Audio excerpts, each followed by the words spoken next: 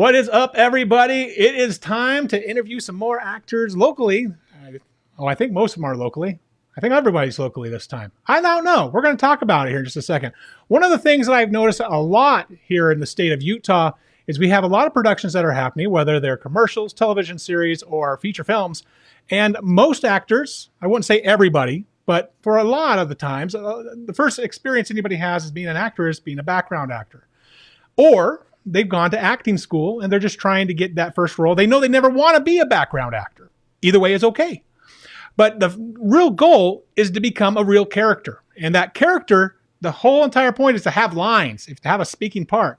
Until you have that, you're going to be furniture number one that moved from point A to point B, cop eating donut, or nurse pushing wheelchair patient. That's all you're going to be for there. You want an actual name, you've got to have dialogue. And so we're going to talk to a few folks right now. Let's take a look. All right, I got four of us here. We got Adam, we got Amanda, and we got Charley. Amanda, let's say we're going to start off with actually Adam. Adam, let's start off with you because you're just, right there. So, Adam, you actually have not been an extra, if I understand correctly. You have gone the whole becoming a student and then got cast in a film, and you actually have a very large role in a new movie coming out. I'm going to have you talk about it in just a moment. But Adam he's going to be talking about moving from student to leading man, fair to say. Excellent. And then we have Amanda here. She's right below me there. Amanda was in a recent film that's been winning a lot of awards called Avocado Toast by Tyler Farr. They won a bunch of awards at the Utah Film Festival last year. So that's kind of cool. We're going to talk about your experience with that. And then Charley, he got into this whole acting bug. Then he went off and became a teacher. And now he's back in this whole thing. He can act again. So we got a lot to talk about, guys. You ready? Ready. All right. Now, if you guys are watching this thing at home, which of course you are, unless you're in a hut somewhere in like Timbuktu, and in that case, this is very impressive that you're actually able to pick up this live feed. Thank you. But I want to hear from you. If you guys have questions, the whole point of a live stream is to take questions from audience members like yourself. So please go ahead and drop those comments in there, and we will go ahead and respond to those as we go. So let's go ahead and start off with Adam. Adam, let's talk about your journey. Lay it out for me. Where did you start as an actor? So I only started about 2.5 years ago, and I was kind of already in the film industry already from my background, having a degree in filmmaking. So I was kind of already in it. I knew a lot of agencies. I knew all the production stuff. But for me, 2.5 years ago, I kind of wanted to break away from being behind the camera and going in front of the camera. So I kind of made that decision of, okay, I want to be actor. I want to go for it. No excuses, no back door to wanting to do this. I wanted to do it 100%. And so I luckily enough had a couple friends that were actors in various states, and I kind of, I guess, researched for probably a good little bit. I would say probably 3 months before I really made the commitment to go into acting class, because I knew right away, I was just like, I got to get better, because I really didn't have that much of a background in acting. So I ended up going to Rob Diamond's classes, and I swear to you that to this day I was the scaredest person trying to even drive to the class, because it was something brand new for me. This is out of my element, everything. And I remember driving past his studio at least 5 different times before I actually stopped at his studio. And so that to me was the scariest thing, but I made the commitment to do it, so I did it. And right away, I just had this attitude that I want to be a leading man. I didn't want to be anything else but that. And I told Rob that, and he believed in me to be able to create that for me. And I worked tirelessly. I was there in his classes 3 times a week, plus, so that was his group classes. And then plus 1 time a week, I was doing private lessons with him. And then I decided to go online, especially during the pandemic. I was able to get taught from here, but online to schools in LA. I was able to learn from Howard Fines. A lot of his classes were amazing. So in every which way, I was just preparing myself for that main role. And luckily enough, Rob was able to cast me as a main role in his film last year, or yeah, it was last year, 2 years ago. Lucy Shimmers and the Prince of Peace. I was the father to Lucy Shimmers, and since then it was a blessing to be able to have that. And then that now I've been able to do several different leading roles for either him or other people. Uh, so amazing to do. And the last movie that's actually just coming out this year, or sorry, this month, is Fighting Chance, which is another one of Rob Diamond's films. And I am the leading role in that film. And that one was crazy. That one was definitely not only just emotional taxing, but physically tasking, because we in the movie Fighting Chance, we're literally fighting each other. So been a crazy role, but it was amazing to do it for sure. Outstanding. So it sounds to me like you really just dug your feet in, saying Yeah. that this is what I'm going to do, and I'm not going to stop until I've reached that goal. And it seems like, well, it's worked, because you've already had two main lead roles. You're not spending the time being a background actor. You're just like, no, I'm committed. I'm going to put the time. I'm going to put the money in. I'm going to put the energy in. And you didn't stop, even with a pandemic there. Yeah, absolutely, absolutely. It was just crazy because I knew for some reason, like 3 years ago, 4 years ago, if I were to tell myself back then that I wanted to be an actor, I would have been like, nope, not doing it. But it was just so interesting. Like the last 2.5 years, I had this weird urge, or inspiration, or whatever you want to call it, to just act. And it was not so much as I want to be famous and do all this stuff, but it was more so I have a unique way of telling and showing my heart to people. So it blessed me in that way to be able to show my heart in a different way, in a different aspect, because a lot of people stereotype me as a certain type of person. But in these films, I'm able to showcase my heart more, or the things that I really want to showcase who I am.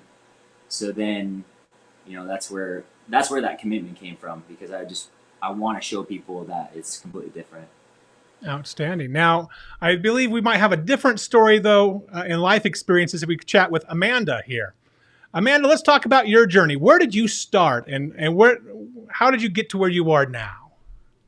So initially, I was focused entirely on being a vocalist. But then when I was around 12, my voice coach at the time recommended me to a talent agency here in Utah.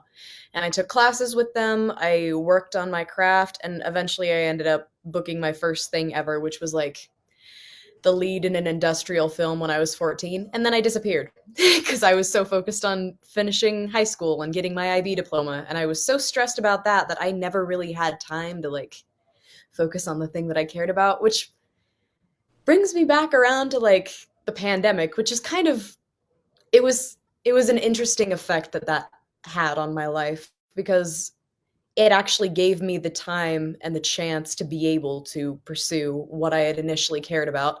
And I mean, academic burnout from being in a pandemic and not being able to go into class and just realizing that you actually hate your degree. That really helped. I'm not going to lie. I ended up reconnecting with an old acting coach, and I've been taking classes online with him ever since. But in that period in which I was kind of AWOL in the industry, I did do some projects, just not to the extent that I did as soon as I reached college. Like, I worked pretty closely with the director in LA. We filmed a few pilots together that never got picked up, but holding out hope, I guess. But um, once I reached my freshman year of college, I was introduced to a lot of Utah acting not acting, casting directors. And I was able to like finally get my foot in the door. And I did do some extra work, just like once or twice, because first of all, I needed the money. And second of all, it was nice to be able to connect with other people that cared as much as I did about creating things. My most recent role was the lead in a student short film that one of my former classmates from high school did. And it was extremely emotionally taxing. I'm not going to lie. I had to go through all 5 stages of grief within about 6 hours. That was kind of a lot to put myself through, but I think it was worth it. I think it turned out really well. I don't know. I'm just excited to see what happens next. I have plans to work on a play potentially over the summer, which would be really nice. Well, I love it. So it sounds to me like kind of the pandemic was kind of a blessing in disguise. You were able to refocus and refigure out what you're passionate about and really take the steps that you needed to get in that direction. Now, you also mentioned you're very young. So you're feel young. but you're still figuring it out. And I don't know, maybe Charley and I are closer to the same age. I don't know. Maybe I'm just hoping I'm closer to Charley's age. But even at our age, we're like, we don't have it figured out, especially in this field. We're still trying. I don't think I'll get it figured out until after I'm way dead. And then it's too late. Just this like, incredible pressure that every person in my age group I know is actively feeling. If they are aware enough of the current world situation to be scared, they're terrified. We are all scared that nothing is ever going to be the same and that the world is burning and we're all going to die, which is, I think, a very valid fear at this point. So with that fear, it's just driving all of us to try to figure it out as soon as we can, because we don't know how much time we have. I mean, the last few years have just been completely chaotic for everyone, but like, I only had 4 months of real college, and I'm pretty sure you guys all had like a real substantial schooling experience where you were actually like... She's making us sound old again. She's making all of us sound old. I'm just saying, did you catch that? I only had 4 months of traditional college, but because they're so old pre-pandemic that you guys probably had a traditional school. Well, I mean, did you go to college before or after the past 2 to 3 years? Fair. That's fair. I mean, I got a kid who's graduating high school, so what are you going to do? So there you go. All right. Well, speaking of people who teach and act and all that fun stuff, that's going to bring us over to Charley. Charley, how are you doing? Thanks, Warren. I thought you were going to say, speaking of being old, we're going to Charley. If we're going to talk about old people, Charley is at the top of the list. When I rode my dinosaur to acting school, it was amazing. No. Charley, talk to me about your journey. What got you started?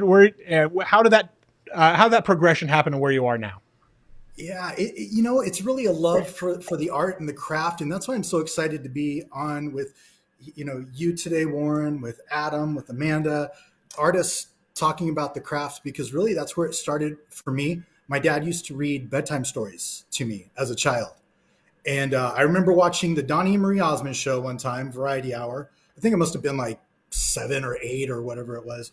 And I said, I want to do that. Just to clarify real quick, Amanda, Donnie, and Marie were a group called the Osmonds on a thing called television that had commercials. And the commercials were 2 minutes long, and you couldn't fast forward them. Okay, continue, Charley. I didn't mean to interrupt you. Go ahead. No, so just the love of story. And I saw them performing, and I said, I want to do that. Long story short, my mom took me to a local community theater play to audition, so I would get rejected and know what acting was about and not want to do it anymore. Somehow, by some miracle, I got the lead. I think it was for Pinocchio, and I ended up getting the part of Pinocchio, and she had to read. I couldn't read yet, really. So she had to read 37 pages of lines to me over and over until I memorized it. And, my whole youth did theater. And then I decided at one point in my early 20s, you know what, if I want to do this, I should really learn how to do it. And that's what I love about when I was listening to Adam and Amanda. They both talked about studying their craft, studying with instructors that taught them the craft of it. And I think of it like a gym for acting where we build our acting muscles. I know it's fun to go to like a scene study class and throw on a costume and an accent and think we're acting, right? But kind of what the two actors before me talked about is they were actually building their acting muscles to become great at the thing that they love to do. And that's when I really got hooked, was in the process, breaking down a script and setting preset emotional responses, planning actions throughout lines. And I realized at that point, acting has a disguised virtuosity to it. The great ones make it look like they're not doing anything. It's seamless. And that's why people, come from New York and they're like, hey, I'm angry. I got an accent. I can play taxi driver. It's like, no, there's an actual step to it, and you have to build the muscles. And yes, putting on costumes and accents and all of those things are part of it. But without those muscles built, it's a moot point.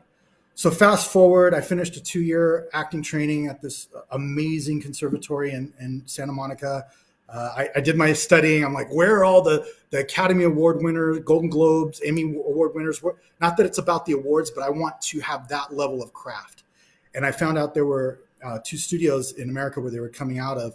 I grabbed the one in Santa Monica because I'm a San Diego boy, studied for 2 years, and I didn't audition during that whole time because I knew I had no idea what the heck I was doing.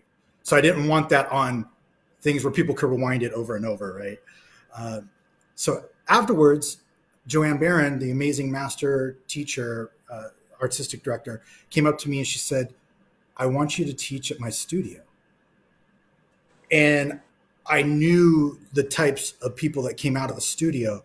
What I had no idea about, Warren, it's an additional 5 years of training before you actually start teaching.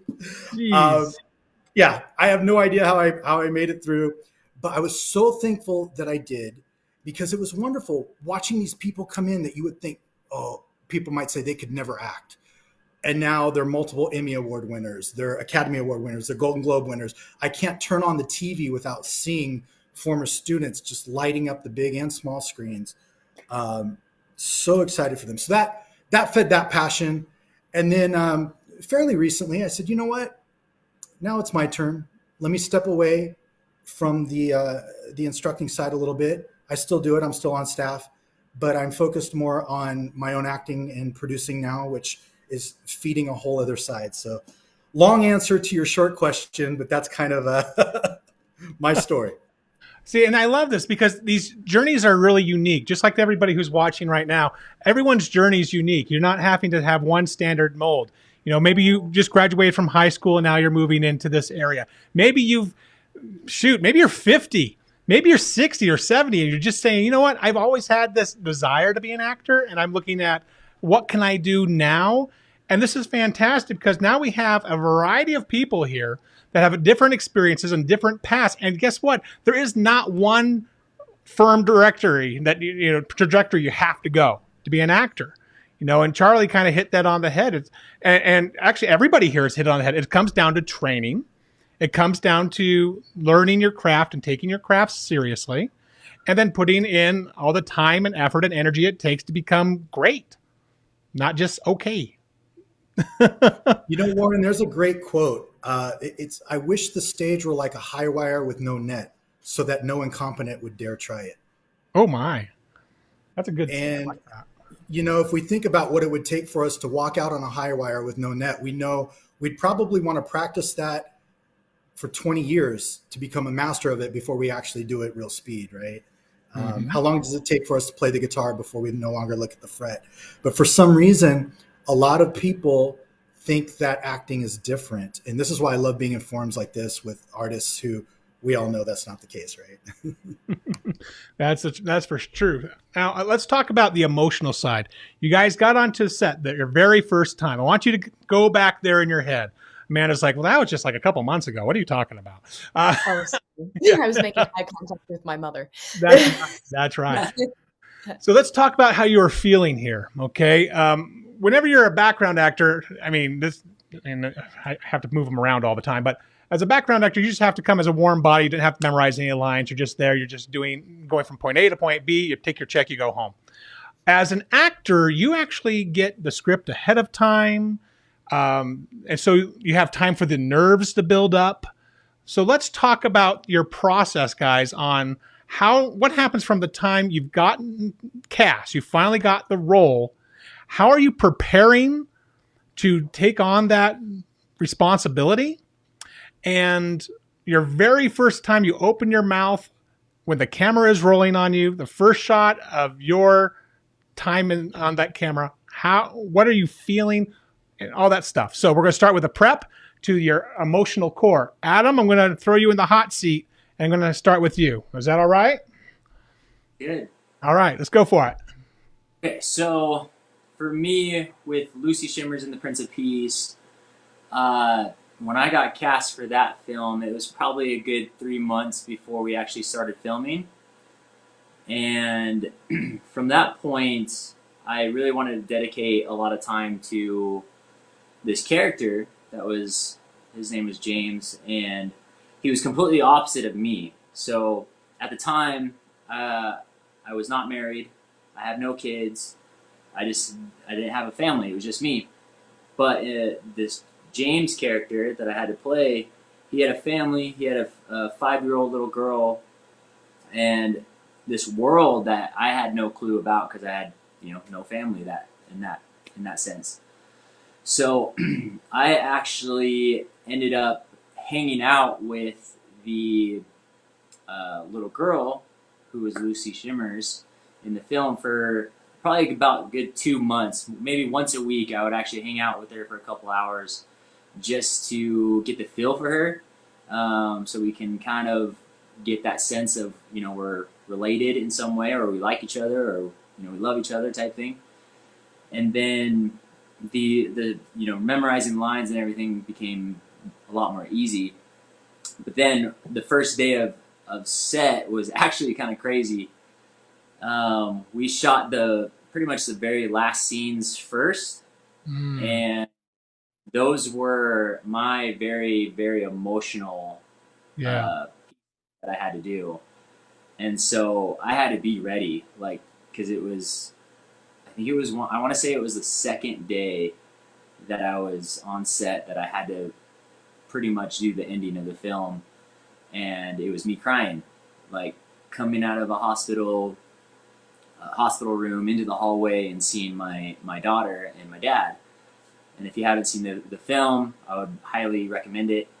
It's on Prime, Lucy Shimmers and the Prince of Peace. But that was literally my second day where I had a full out cry in front of the camera, and that for me was a little scary, but also I knew I was prepared because I took the 3 months to really engage into this feeling of why James was so important and why he loved his daughter so much. And so I built that in. And then, as we know as actors, that there's probably 20 to 50 people behind the camera, and you're looking pretty much straight into the camera to deliver either your lines or give an emotion. And I didn't see them. It was really cool. I didn't see anybody but my daughter in the film, and it was an interesting feeling for me because I had finally been able to see how actors perform or act or whatever you call it, but I feel like it wasn't even acting. It was just me being in the moment and seeing exactly what I needed to see to be able to give a great performance. And so it was pretty interesting because then from after that second day, it was simple. It was a lot more easy to do, and I didn't have to be emotional or anything like that. So it was crazy. And also working with a 5-year-old, actually she was technically 4, the actual girl, but she was 5, playing 5 in the film. Playing opposites with a child is extremely difficult, but also really rewarding if they do it right and they do their thing. But she was amazing, but there were some days where we had to be emotional and she was cracking jokes or laughing, and so it was just like this workout that we had to really try to dive into our emotion and not get distracted. So it was really cool for me to learn that right off bat. And from that point on, I'm like, well, if I could act with a 4-year-old, I can act with anybody type thing. So it was really cool. I liked it a lot. Excellent. You know what? We actually had a comment pop up about your performance there, so I thought I would share that real quick. Let's see here. Oh no, that's Charlie's camera. That's what I like about these live streams. It always gets crazy. Here's a comment.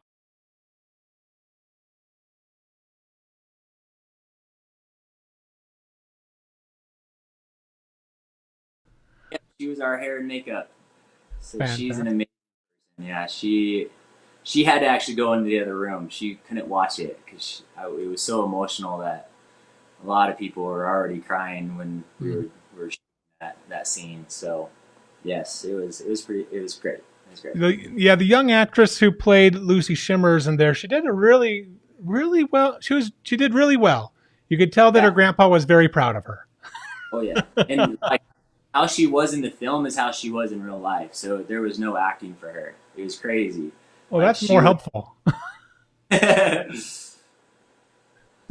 So that brings us to a good story. So right here, Adam, the big takeaway I'm getting here is that when you gave that performance with all the preparation you've done through all your acting classes and through just get the script, really breaking down the character, understanding this character, taking the time to go and be around the young girl and to experience that, to really immerse yourself in that space beforehand, made it so that when you were ready to give that performance, everything else just kind of melted away, and you were able just to focus on being in that moment. Does that sound about right?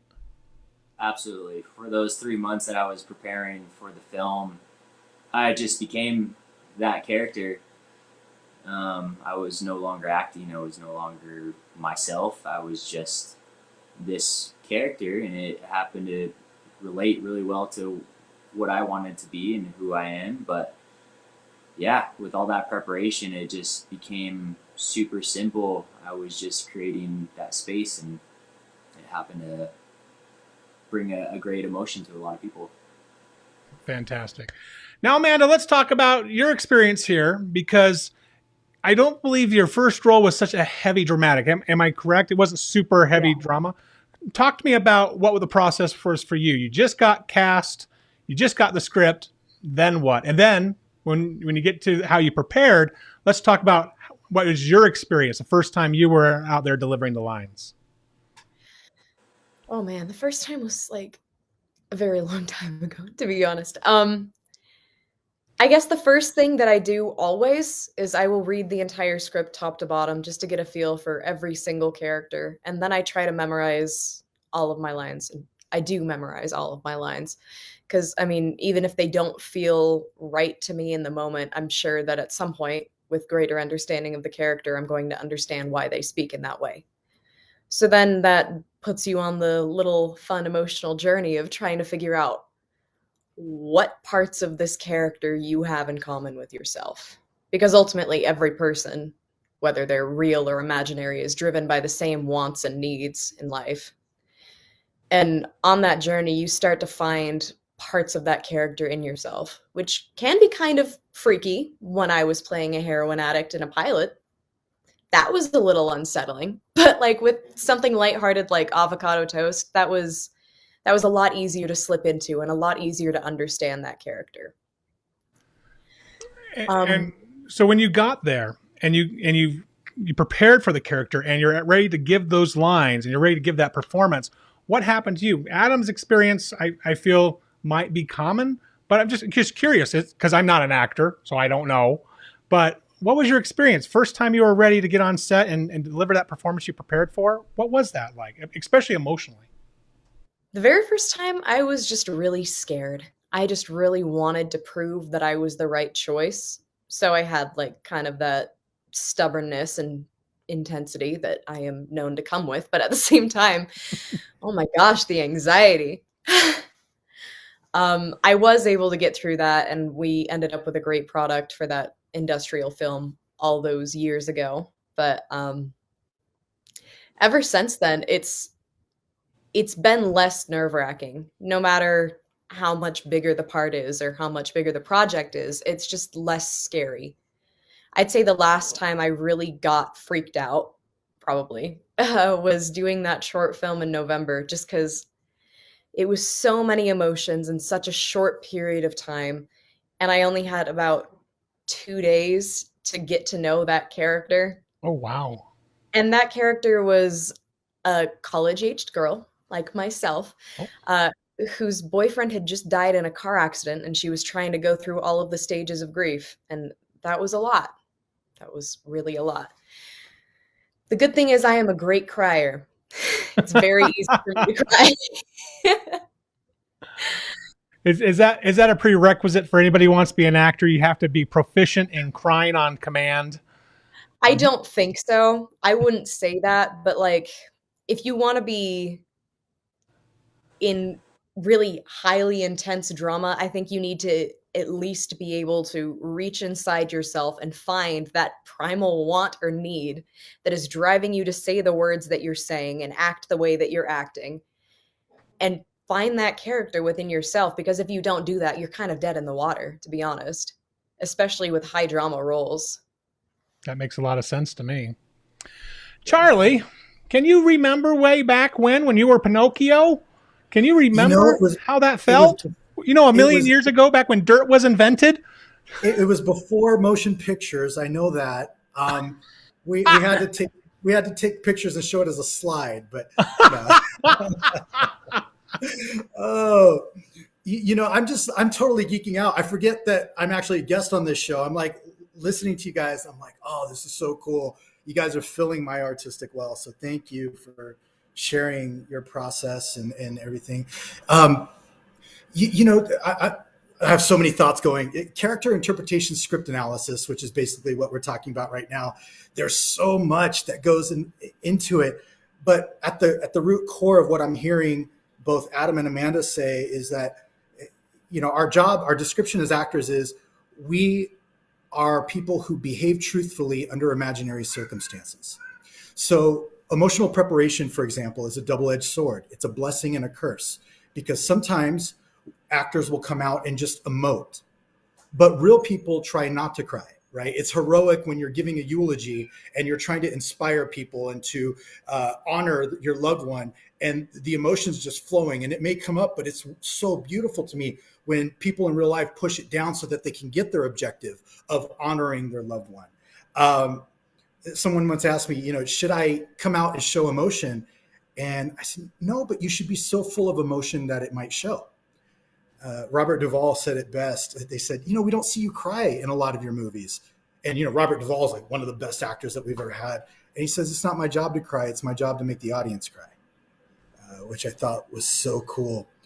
But, in breaking down, I agree everything that Adam and Amanda said. First I get all of the lines down so I'm free of that, so that I don't have to worry about being in my head, because the worst place that I can be as an actor is in my head thinking. You said it best, Warren. You said being in the moment, right? That allows us to be out of our heads.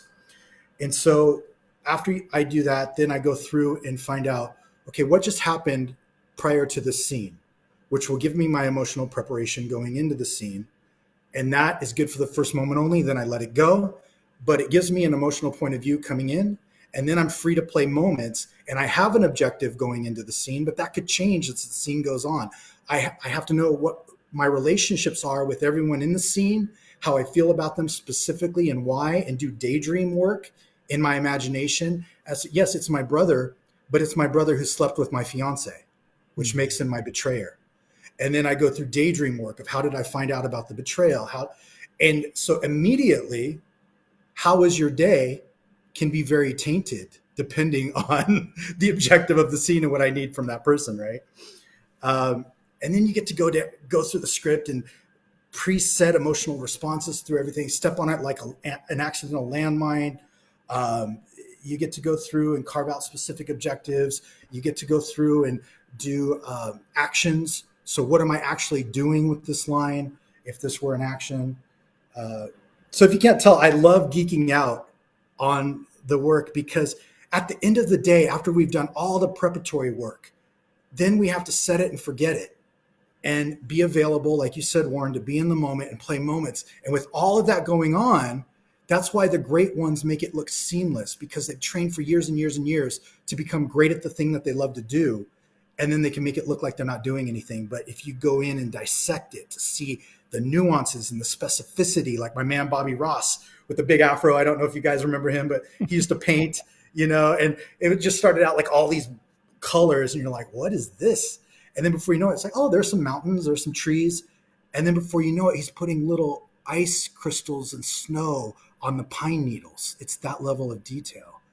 And you just see it as this beautiful piece of art. So I'm sorry, I could go on and on and on, but I forgot the original question, but that's basically. We got to get to the emotional side. Okay. So we talked about the prepping and how much fun it is to make the thing happen. But when you come on and they roll action and you are now a deer in the headlights, what happens? What is that emotional response you're having with that moment?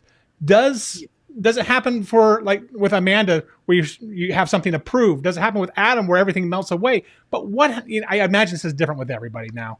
Charley, what happens to you emotionally when they say action? It's changed throughout the years.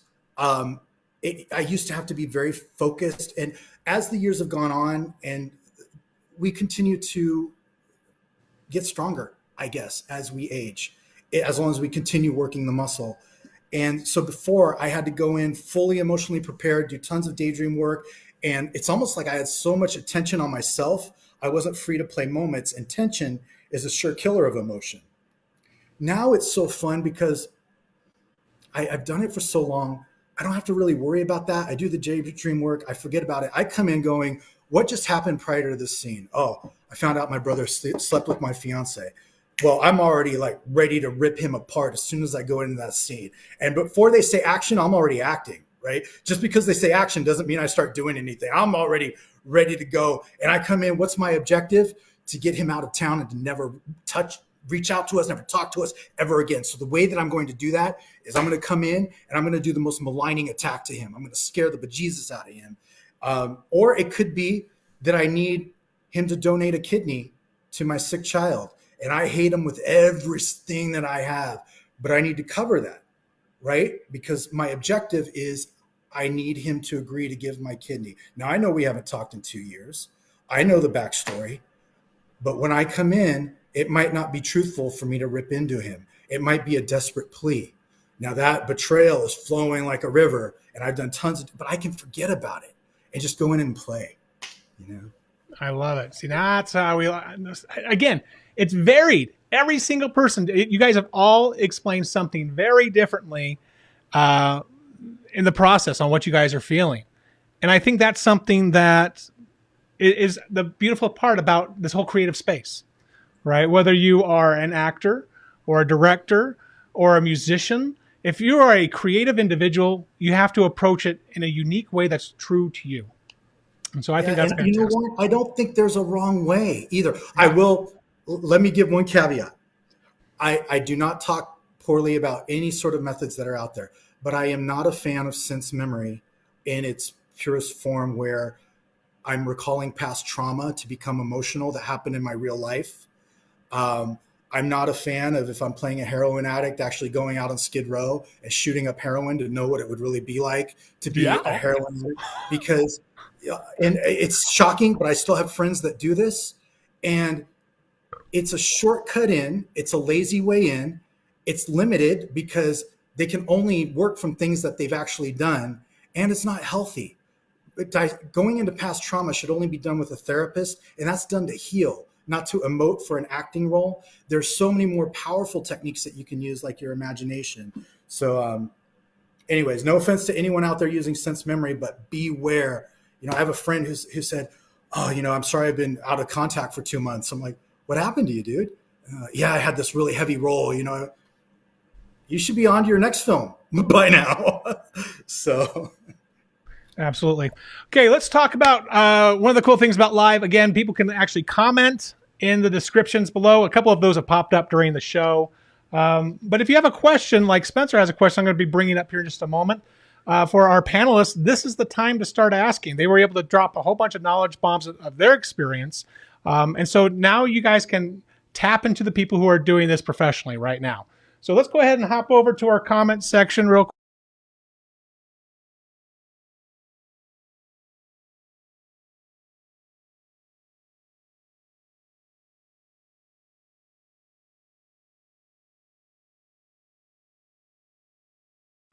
Oh, that's a great question, Spencer. You know, the biggest acting insights that I get is actually from watching other people, which is quite interesting.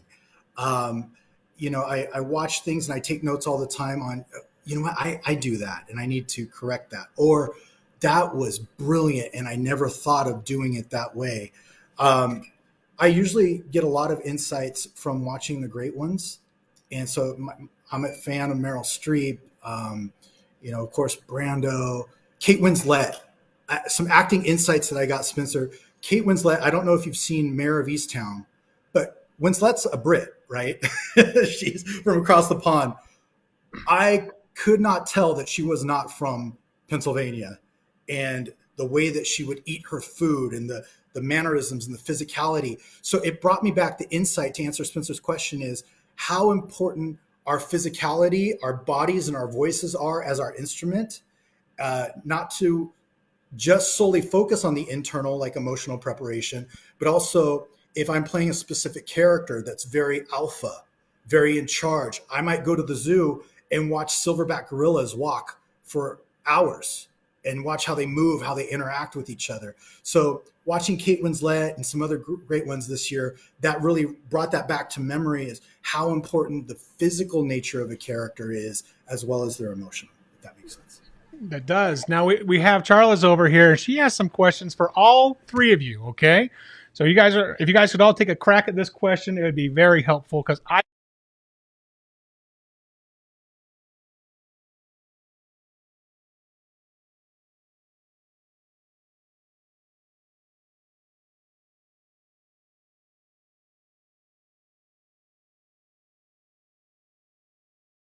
will let you guys go ahead and answer that question. What do you guys think? What are what do we feel we wish we had known before stepping on set in our first speaking roles? I They're guess thinking they want to give I it a good wish I wish I had known that it was okay to mess up like a few times. Obviously not to the point where you're dragging out production for hours and hours and hours, but it doesn't have to be perfect the first time. It doesn't, which was a massive relief because I'm the kind of person that only wants to do things if they're perfect at them the first time out of fear of just the backlash that might come with that. So having that pressure alleviated was just that really helped, especially when I was 14. Absolutely. Adam, do you have any insight on that?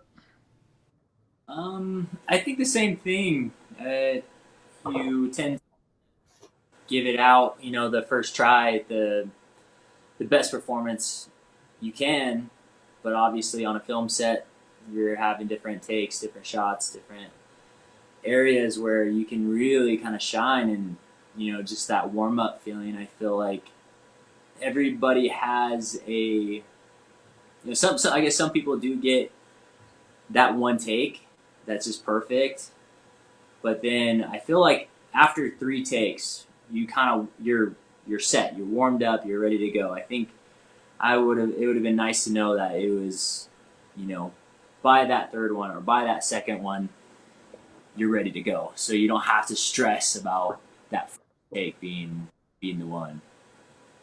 I like that. Not being perfect, knowing you could take a few takes. Charlie, what do you think? Yeah, I agree with both of them. A couple of things I guess I could add. And this sounds so elementary, but 2 things. One, I was so lost in my first feature because I didn't know when they were actually going to call action. So you know how you hear sound speed, rolling, camera A mark, camera B mark. I'm like, okay, when's this action coming? When are they going to actually start filming?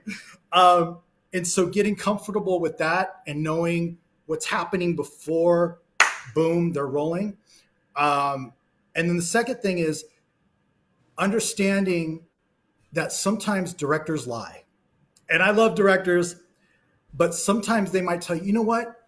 There's no audio here. Don't worry about the acting. Or, you know what, this is totally, we're not even, this is B-roll. Or, you know what, we're not even going to use this take. Don't, if you're being filmed, film it like you want to see it in the movie theater and you want everyone else to see it. Because if you're lit properly and it's usable and they like it, they might actually end up using it. Not all directors are that way, but just a little learning the hard way. Yeah, I like that. I'm guilty of doing the exact same thing. I will lie to my actors. I will tell them that we're not rolling, and we will be rolling just in case there's some golden nugget in there. Sure. That's just being played with. The other question, because Charlie hit the enter button too early, I think I know what she was talking about. What are the logistics of how a set works? Your first time on set, what did you think was, oh, that's how it's going to be? Okay, wasn't expecting that. Do you guys have a moment or a story that you would like to be able to share that would help relate with somebody who's getting in there for the very first time? I'll go. I think even before I got on the set, my mind had thought like, oh, they just shoot from beginning to end. And it's, for us actors and directors and everybody, we know that it's not the case, where you literally have to jump around throughout the whole script to make this one film. And so it's really important to know, one, like Charlie said, the before moment of what happened before and how are you going to react to that. I think that for me, it was interesting to learn that, like, oh yeah, we're going to jump from scene 2 to scene 112, to back to 7, back to, all these crazy things. So you really have to be prepared in those moments to know exactly what happened before, what's going to happen, and from that point on. So it's been interesting to see how that all works logistically just to make a film. Yeah, I agree. Anybody else have something they'd like to add onto that as well? Have any experience that you saw? It was like, wow, I had no idea. I had no idea this was the way it was worked. Yeah, Sorry. The first time. Yeah, go ahead. The first time, I was just really, really surprised by how many different angles they took, like just how much camera coverage there was. I mean, logically, it makes sense, but I had never thought about it before till I was there. And then we spent like 30 minutes on one scene just because we had to get it from like 8 different angles. It was crazy. That's and funny. it could be like a 5-line scene and it would take that long. Oh, That that is was really funny. I like that. quite the shock. Charlie, do you remember way back when? I do. It's one thing that I could share is please and thank you. We as actors are probably the least important people on the set. So be kind, be gracious, and don't be a D-hole when you show up. Don't be hireable. Make sure that people enjoy working with you, because there's no reason for ego to get in it, because first of all, we're nothing. Art is big, we are small. Second of all, everyone that you're working with, I guarantee you, are as equally as important, if not more important, to the entire production. And that includes background actors.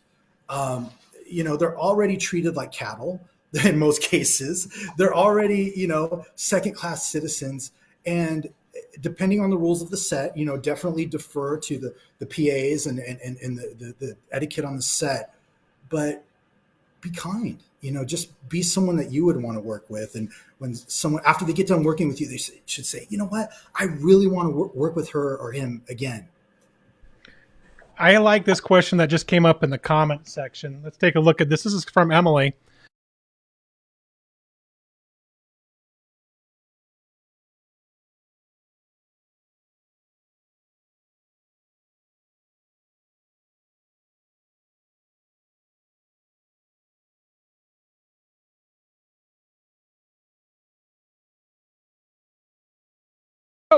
How do you deal with kids when when last minute things change, whether it's with kids or Emily? I'm going to take a little bit of I'm going to take some freedom with this and say, even if it changes on you guys, right?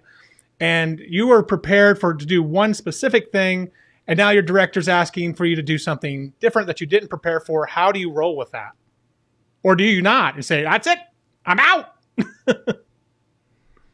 Well, I think that depends on what the thing is, to be honest. Like if it's something just completely crazy and like against my own personal morals, I mean, I would probably have to talk to them about it. But if it's something like singing versus lip syncing, I'll just figure out the song and I'll do it. Like it's that is your job. That is what you were hired to do. Like whatever is necessary to make the role work.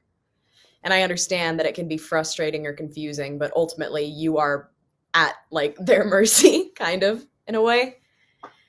You should be doing your job even if it like is kind of a crazy change. Yeah, and I agree with you. You need to be prepared just in case. And I can also understand Emily's point of view. It's like if you were told one thing, you prepared that one way, maybe you didn't practice, maybe you've got the words in your mouth, but you didn't get the tune in your head. And so yeah, you can, especially for like a kid. Like that's kind of a crazy change for a kid, especially if it was on the spot. If I was that 12-year-old, I would have started crying probably and then would have had to go figure it out. But yeah, being that 42-year-old on set, I would have been crying too. I'm just saying. I would have been boobing like a baby. I would just hope that the director would be understanding that you were told one thing and now you're being told another and now you need to go figure it out. That has not always been my experience, but everyone else on the set always knows more than you. So if they're saying one thing, that's probably what it is. That's funny. Well, that's a good point, Amanda. And I think what you really said earlier too also nails it on the head. You just kind of have to be prepared for everything, right? You've got the lines, be over prepared. If you're only told to lip sync, learn the whole song. You want to go a step further, learn who the band members were. Whatever it is that you need to do to take it to that next level. Okay, I have another question that's come up real quick. Let's take a look at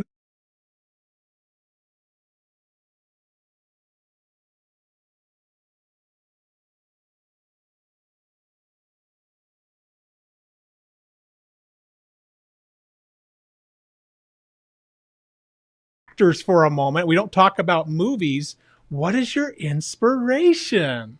Ooh, and this is not like becoming a drug dealer or a drug user, like we talked about earlier. First of all, I love the source of the question. Dave Martinez is a true artist in every sense of the word. So that type of question doesn't surprise me at all coming from him. I could share just a little bit. Not too long ago, I don't have kids in real life, but I've created them in my imagination. I've been to their birth. I've been taking them to Disneyland so I can work from them. But I was at a stoplight and there was a 7-Eleven and it looked like a young mid-20s military dad and this little girl that could barely walk. They're walking hand in hand. She must have been probably like 6, something like that. And they're at the stoplight ready to cross the street. They're walking and they come out of the 7-Eleven and they're drinking Slurpees. And she looks up at him with the most unconditional love that I've ever seen in my life. And Warren, I'm sitting at the stoplight and I just lost it. I started bawling. And as an artist, it's my job to understand, first of all, what is it about that moved me and inspired me and made me feel those feelings? And I go home and I journal it. What the impetus was and what result came out of it and why was I so moved by that and explore that. So I love Dave's question because as artists, there's so much in this world to be inspired by. Just sitting at the beach and watching the ocean waves come in, going to a mountain and looking it down into the valley and feeling the wind in your face. I could go on and on. Well, I like all those points. So it is just kind of experiencing life, and not being in a room like this all day, 24/7. I need to get out and see the beach. I need to get out. That's what it really comes down to. Do you guys, Adam and Amanda, do you guys feel the same way? How are you feeling about that? Where do you find your inspiration? Yeah, I think for me, it is just being in the present. Like Charlie said, just stopping at the stoplight and actually looking around him to not even try to find inspiration. It's just rather being in that moment and experiencing what you need to experience and really connecting to your heart and understanding whatever you're seeing, whatever you're doing, whatever's happening, you're experiencing for a reason. And so I believe that when you are completely present with yourself, you can find inspiration wherever. Absolutely. Amanda, I'll have you chime in there as well. Yeah, I'd say my biggest inspiration honestly comes from watching the people that I care about and like learning their life stories and comparing it and contrasting it to my own life story and seeing how things are different and how they're the same and just learning from their experiences overall, because you can learn a lot from somebody if you just sit there silently and just let them talk. Like, people will say a lot of things if you don't talk at all.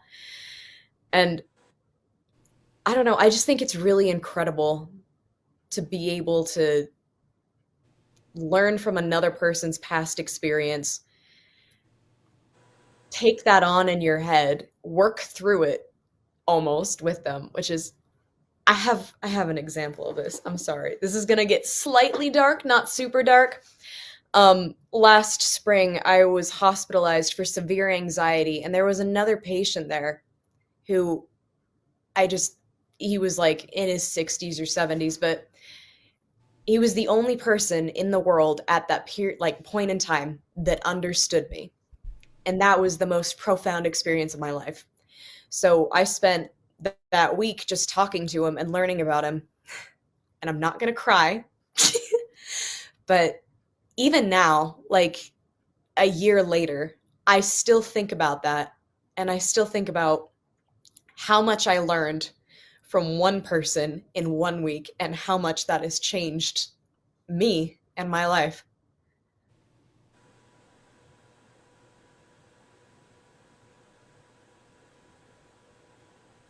I'm not going to cry.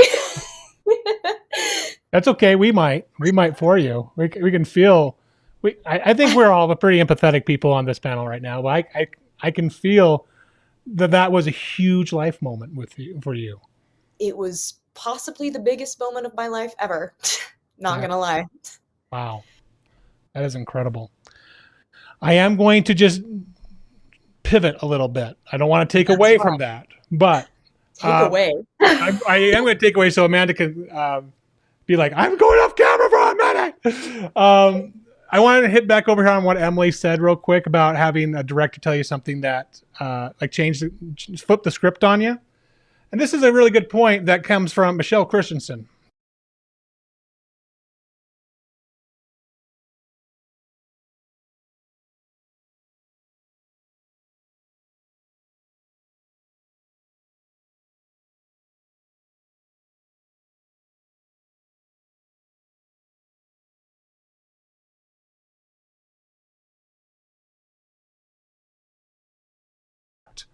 Because nobody should ever feel like you're going into a job and being sandbagged, right? Nobody wants to feel like someone says, you know what, you're going to do it my way or the highway. None of us are going to be Harvey Weinsteins, okay?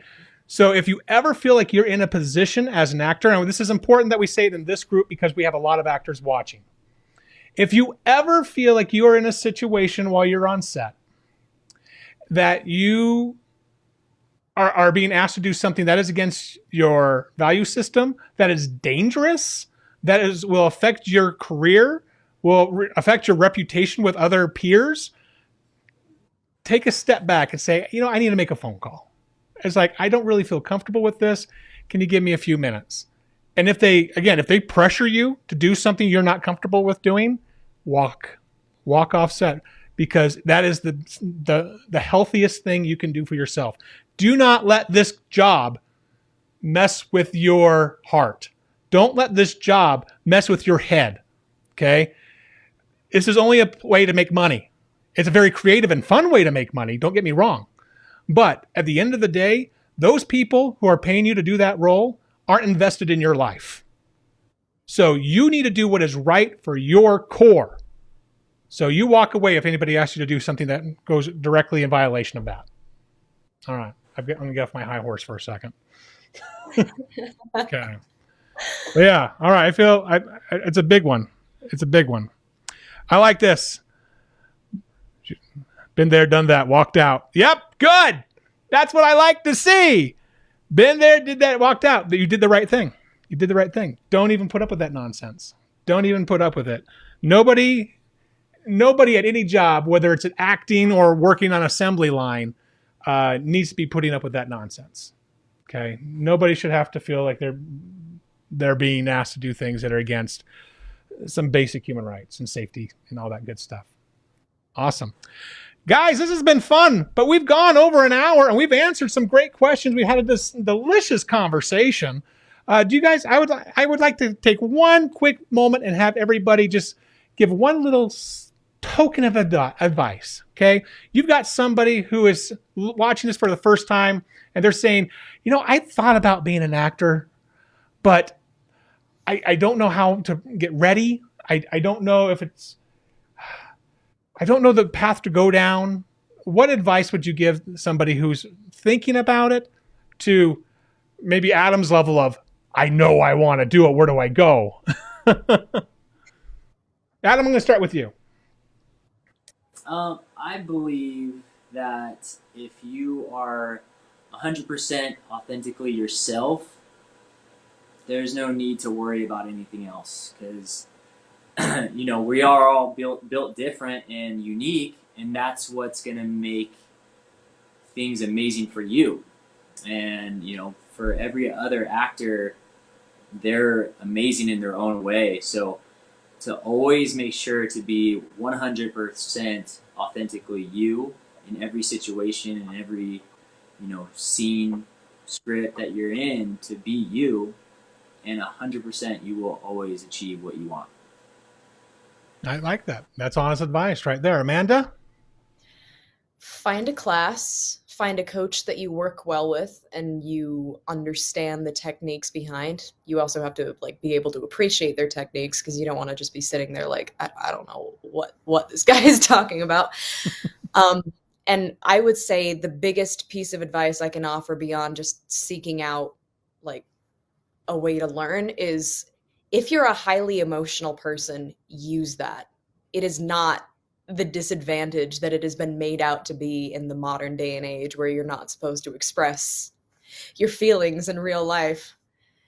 I think one of the things that I like the most about myself is how I can take my rage and the tragedy that I have experienced, and it does nothing but fuel me to become better. So if you're like me, I think that's a pretty solid point to start at. Loving it. Charley, last bit of pearls of wisdom, my friend. Amen to everything all of you have said today. I keep forgetting I'm on the panel. I'm taking notes. These are such great pearls of wisdom. I guess I could just close with a couple of things. I echo what Amanda was talking about, especially it's so interesting because we can't find American male actors who have vulnerability and strength combined. For some reason, not to be gender biased, but a lot of us males were raised, don't cry, be tough, brush it off. And so and just humans in general, this is not gender based, just as being a human being, we've built walls to protect us in life, right? Well, if that's protecting you, that's great in life. But remember, in our art, we need to be like an exposed nerve. With every single poke, we need to be able to feel safe to pull away the myelin sheath that's protecting the nerve so that we can feel every poke, and then go back and live our lives the way that we live our lives and do our art the way that we do our art. And in closing, I would say, be seen, be good, not necessarily in that order. Be seen, be good. Be good regardless. I mean, if you're not good now, get the training, right? I like how Adam, he's like saying, you know what? I kept driving by Rob Diamond's school until I finally decided to get my butt in there and make the change, get going. Anywho, awesome, guys. I really appreciate you all being on here and chatting with me. Guys, this video is going to be available immediately following the live. As soon as it concludes, you can just hit the replay button if there's anything you guys missed. Charlie's going to go back and rewrite his notes again because he missed a few things, I'm sure. Yes, he's got the pen all ready to go. Take your notes. That's very important. Guys, next week we have another one. We're going to do this again, Friday at 7 o'clock. The only time that I might skip any of these is if I'm going on a date with my wife, and that takes priority. Tough. So there you go. I might move it to another day in the week. But right as of right now, Friday at 7 o'clock, we're going to be doing another one. It's called, there we go. Next episode is called Growing Up Acting. We're going to actually have some actors coming in that started off as kids, and they are still acting as adults or sometimes as grandparents. It'll be a fun experience. And if you are interested in being on the show, go ahead and reach out to me. I'm mostly looking for actors, filmmakers, especially if you're here in Utah. We want to talk about the local film scene here and give you a realistic, honest approach as to what you could expect as a filmmaker. Until next time, guys, my name's Warren Workman. I'll see you later. Take care.